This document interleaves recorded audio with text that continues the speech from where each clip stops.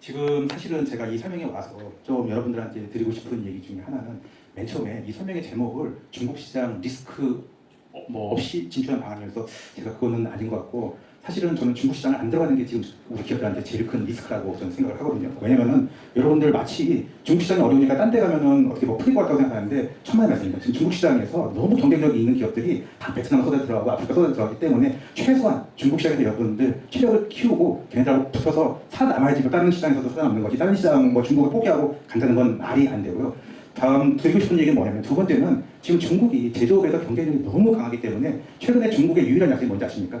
메이드 인 차이나라는 게 유일한 약점이라고 하거든요. 그 얘기는 뭐냐면요, 여러분들이 중국하고 비슷한 가성비라든지 이런 제품만 만들어서 메이드 인 코리아만 만들어도 여러분 살아날 수 있는데, 그렇게 해서 여러분들이 만약에 중국 제품들하고 비슷한 거라도 만들려고 하면 중국 시장에서 보고 그들한테 소싱하고 그거하고 협력해야지만 여러분들이 살아갈 수 있기 때문에 중국 시장 안 들어가는 게 가장 큰 리스크라고 저는 여러분들한테 감히 얘기할 수 있습니다. 지금 작년도에 우리 중국이 GDP 성장이 5% 했다고 하거든요. 많은 언론들이 몇 년 전에까지 해도 중국이 뭐 8%, 7% 하니까는 마치 경제가 굉장히 뭐 침체되고 뭐 이렇다고 생각하고 계시는데, 여러분들 산술적으로 생각해 보시면 알겠지만 7%, 8% 경제 성장률을 하는 국가면은 7년 전, 8년 전에는 지금의 경제 규모의 반밖에 안 돼요. 지금의 5%는 옛날에 7년 전, 8년 전 7%, 8%보다 볼륨적으로는 훨씬 커지는 겁니다. 재작년에 중국의 GDP가 18조 달러였습니다. 그러면은 작년에 5% 성장했으면은 약 작년도에 GDP가 9천억 달러 정도 성장한 거거든요. 9천억 달러는 어느 정도 규모나? 터키하고 GDP 비슷한 경제 규모입니다. 여러분들 요새 제가 제일 싫어하는 건 뭔지 아십니까? 대체 시장이란 말입니다. 왜냐면은 중국을 대체하는 무슨 뭐 인도, 베트남 이런 얘기가 있는데, 베트남의 규모가 왜냐면 4,500불이에요.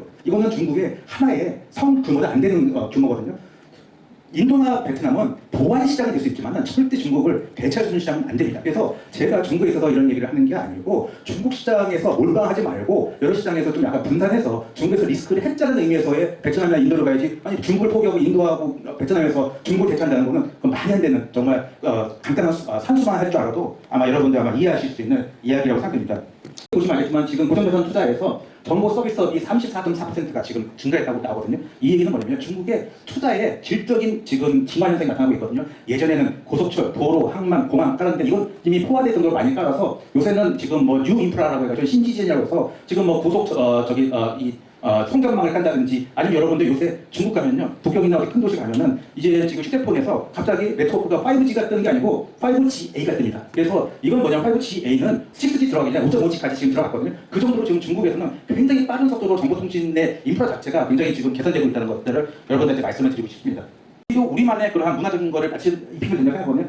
그래서 여기서 팬은 뭐냐면 트렌디함 이런 거거든요. 왜냐면은 중국이 의외로 사실은 어떻게 보면 지금 중국 내에서 자기네 자국 애국주의 뭐 소비 열풍 불고 막 그러지만은 중국 내에 또 젊은 사람들은 그 전 세계적으로 흐르고 있는 뭐 힙합 문화라든지 뭐 이런 데에 대한 트렌드에 대해서 그러한 욕구가 있거든요. 그래서 이런 데에 대한 것들은 사실은 저희 한국이 굉장히 잘합니다. 그래서 여러분들 중국에서 지금 제일 잘 팔리는 것 중에 뭐가 있냐면은 MLB의 모자가 있거든요. 이거는 브랜드만 갖고 왔는데 모자 자체가 우리 한국이 미국 문화의 힙함을 모자에 넣음으로써 그걸 마케팅함으로써 지금 중국에서 엄청나게 잘 팔리는 이런 거거든요. 저희가 지금 중국에 보면은 안타라는 회사가 있어요. 되게 유명한 스포츠 뭐 이렇게 의류 만들고 해서, 우리나라 필라하고 뭐 코롱하고 이렇게 이 조인트벤처 만드는 업체인데, 제가 옛날 샤먼 구역관장 할 때 안타가 바로 샤먼이기 때문에 거기하고 자주 소통할 기회가 있었는데, 안타의 보직관은 그 당시 2011년도에도 한국에서 직접 대학교 막 디자인학과 졸업한 애들을 뽑아가지고 디자이너로 있어서, 아니 그 당시는 우리 한중간에 인건비 차이가 더 큰데 어떻게 이런 사람들을 이렇게 뽑냐 했더니,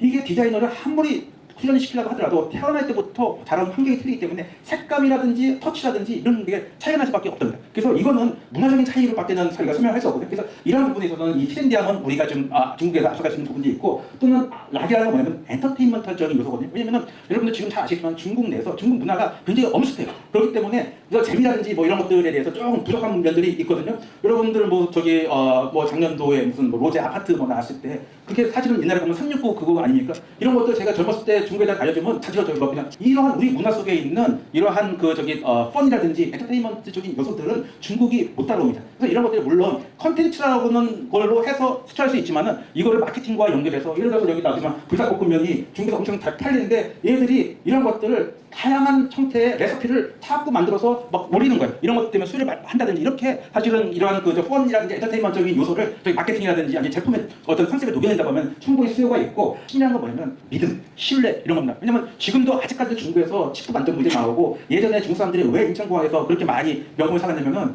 인천공항이 조금 싼 것도 있지만은 최소한 인천공항 면세점에서 짝퉁을 리스크가 없기 때문에 안심하고 사는 거거든요. 이러한 것들을 저희가 다 버버리면 아직까지도 할 수 있다고 저는 생각을 하고 있습니다.